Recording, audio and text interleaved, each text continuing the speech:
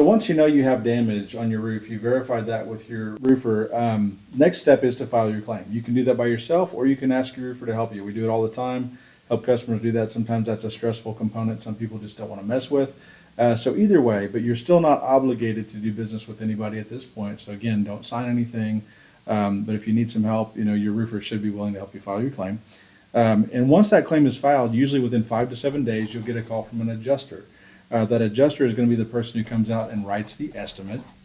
So you're not needing an estimate from your roofer or anything at this point. Your insurance is going to create that estimate.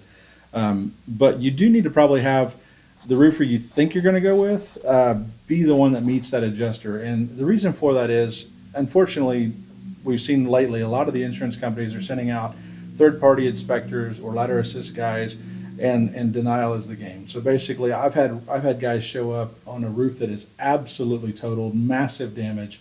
They get up there, they get to the top of their ladder, they don't even go on the roof, they take a picture, they say, oh, there's no hail damage. They send it back to the file, they say denied. It's wild, but it's happening all over the place. So it is a really good idea to have us actually meet the adjuster out there, and that way if something like that starts to happen, we can kind of steer it the other way and say, oh no, here's the damage. And verify that with them and kind of hold their feet to the fire. Unfortunately, that didn't used to be that big of a deal, but it's becoming a much bigger problem. So do have your roofer meet your adjuster. That's a good idea. And after that adjustment meeting, at that point, you should have a pretty good idea whether you have an ACV claim, an RCV claim, what your deductible is, if there are any exclusions or omissions on the policy.